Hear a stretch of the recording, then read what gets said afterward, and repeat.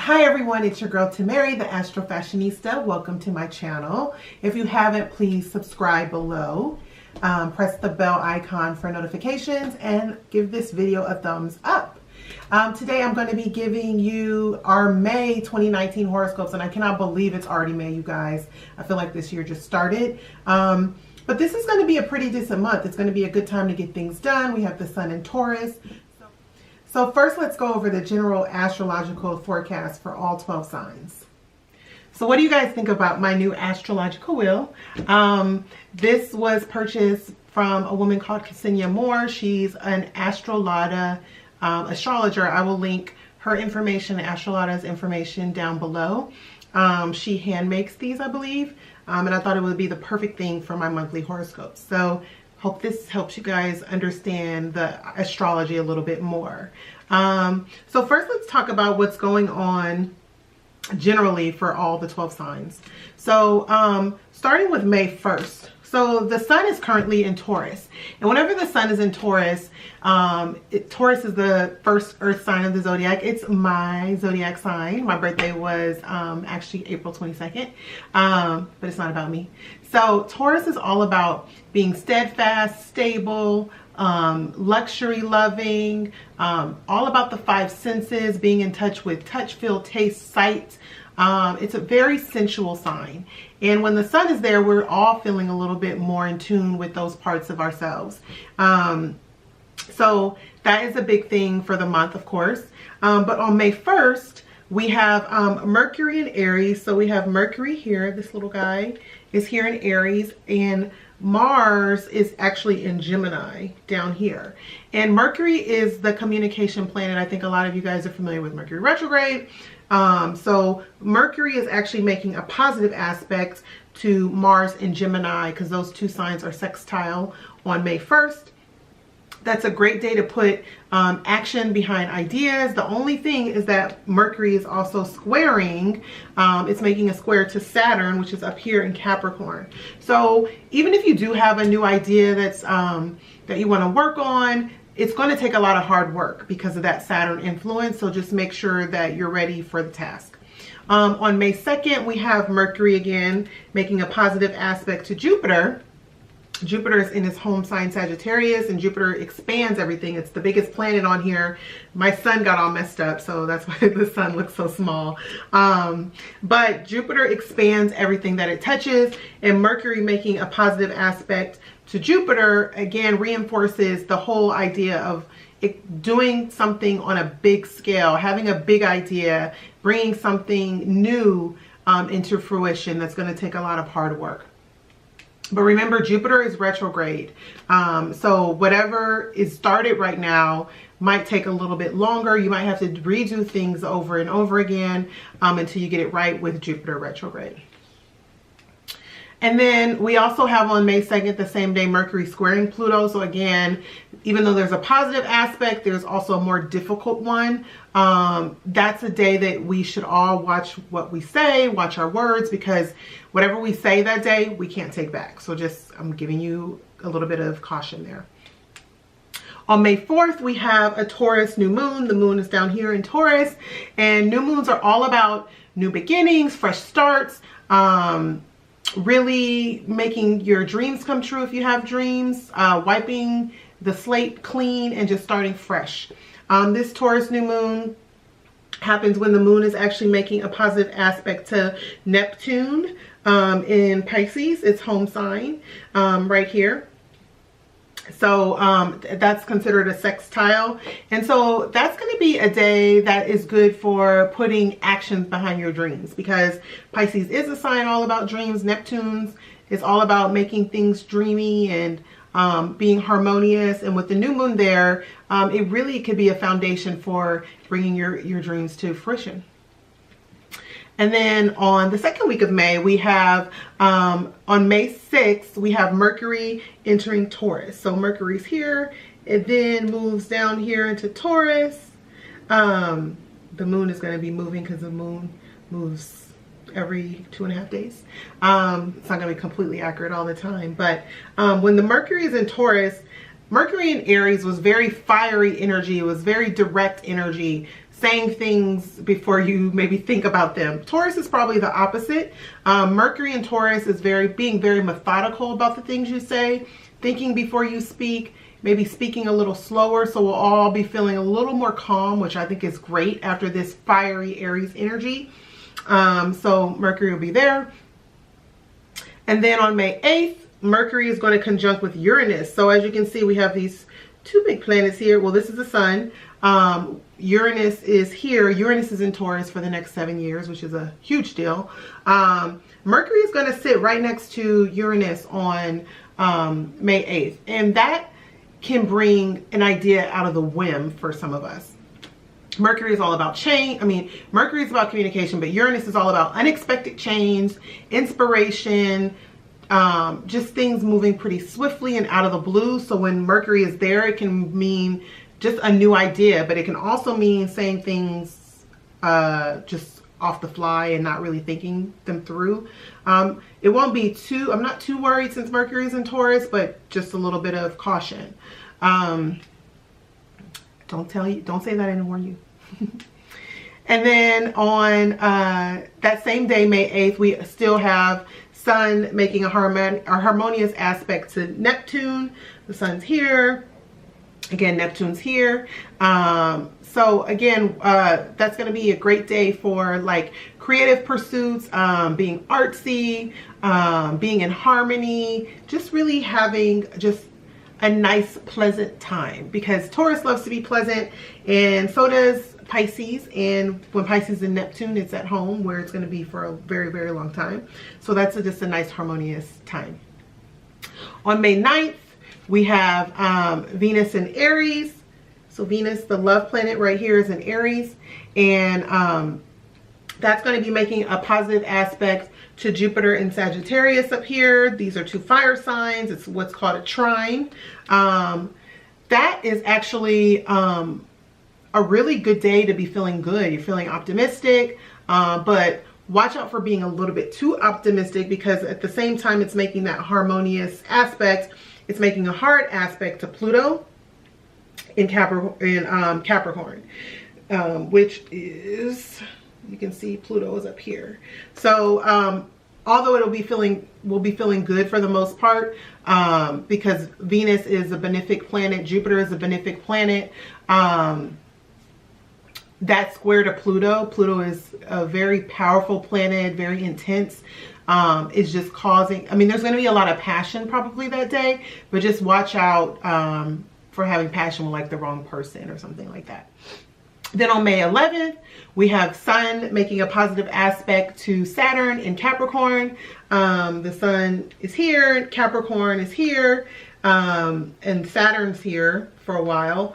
Capricorn and Taurus are considered trine each other. That's a positive aspect in astrology.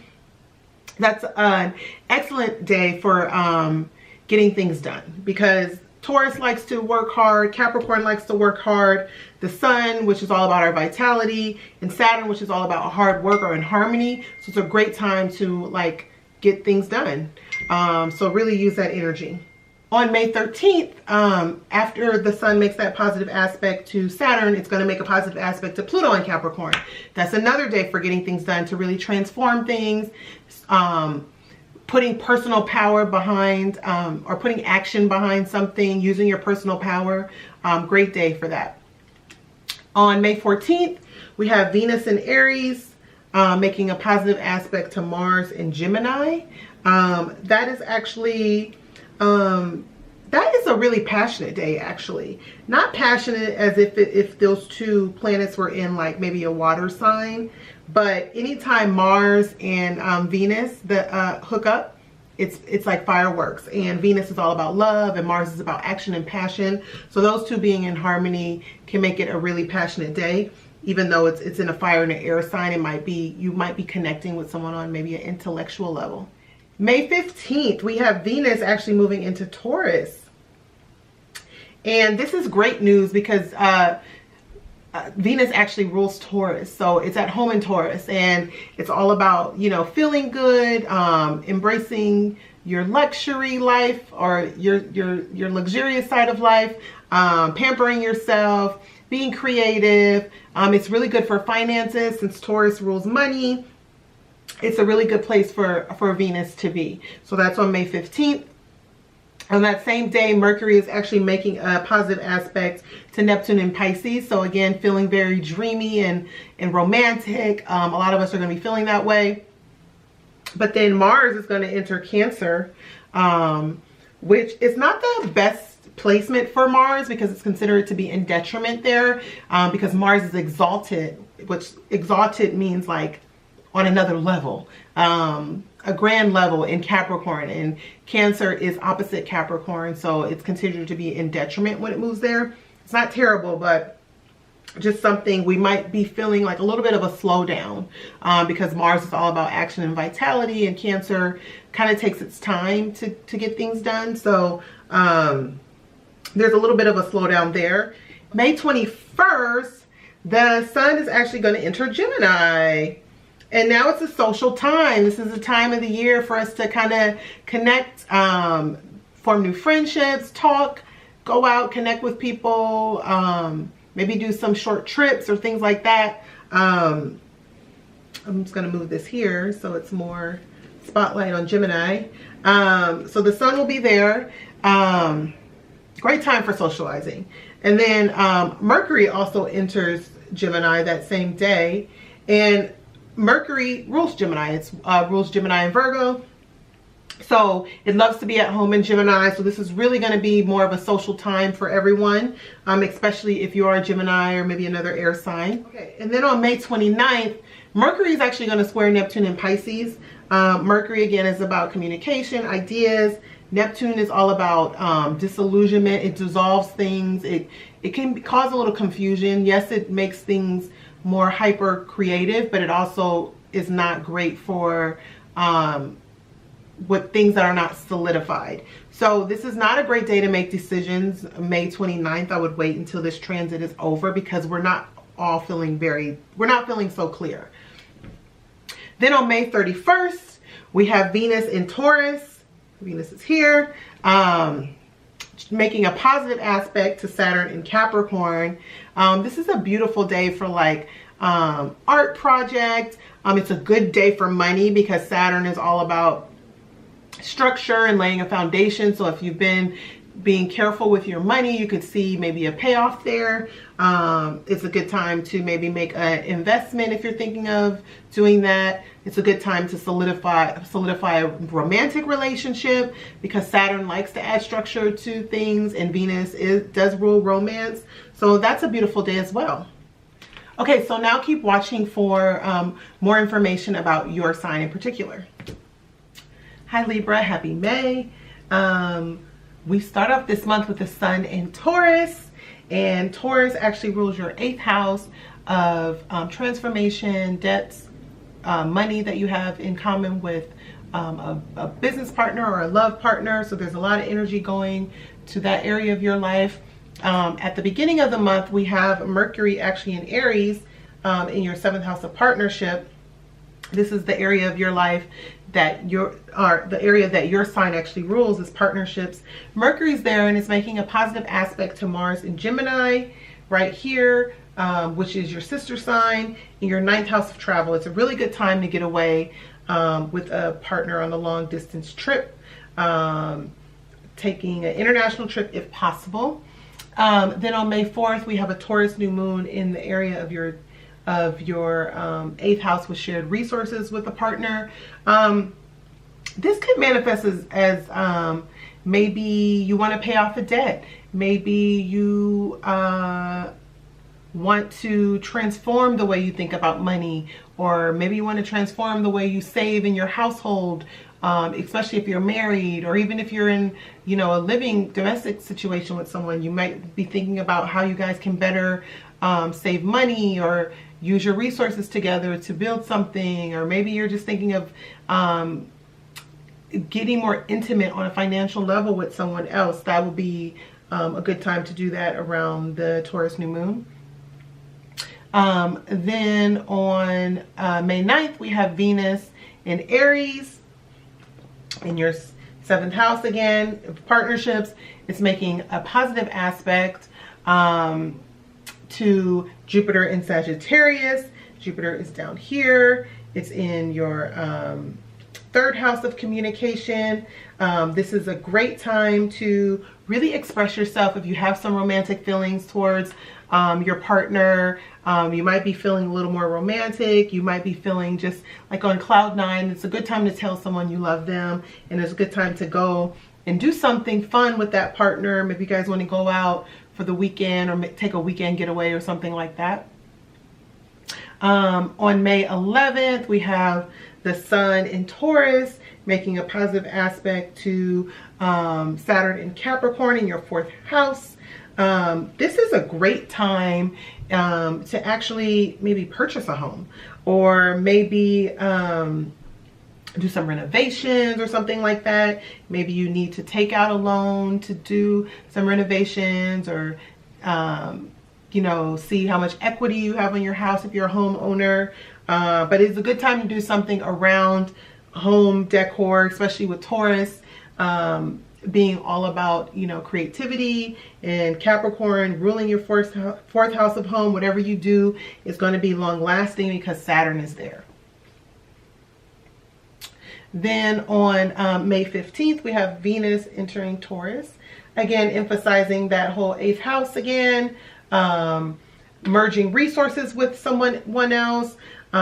Maybe some of you are getting married. Who knows? That could be a real serious way to merge resources with someone. On May 18th, we have a full moon in Scorpio. I'm going to move the moon down here in your 2nd house of income. So that tells me there's something going on financially, some sort of something coming to fruition within your finances. Maybe you're paying something off. Maybe you're coming into some money. Maybe you're having to spend more money. Maybe it is something connected to the home that you're spending money on, but interested to hear what happens during that full moon period. And then on May 21st, the Sun is going to enter Gemini in your 9th house of education. Mars is going to enter into your 10th house. This is going to be, emphasizing travel, education, long distance travel, expansion of knowledge, spirituality, philosophy. You might just be feeling a little more like you want to get in tune with something. You want to feel connected to something during that time. On May 29th, we have Mercury in Gemini, your sister sign. Mercury is here. Wait, where is Mercury? Sorry, it ended up down there. Mercury will be in Gemini, and it's actually making a somewhat difficult aspect to Neptune in Pisces, which actually rules your 6th house of work and service. I wouldn't advise on making any radical changes to your health on that day. Watch your health on that day. Don't do anything crazy at work. I wouldn't say you're the sign that would do something like that, but just like don't go postal at work on that day. You'll regret it for sure. On May 31st, we have Venus in Taurus, actually making a positive aspect to Capricorn in your 4th. That's again an excellent day for home renovations, especially with Venus being involved. Making that aspect to the home, that tells me that there is some sort of like, you know, feeling of harmony in the home. And Libra is all about harmony. Venus is actually your ruler along with Taurus, so that's a really good time to make any type of updates. So I hope you enjoyed this horoscope. I look forward to seeing you next month, and leave me a comment below. Bye.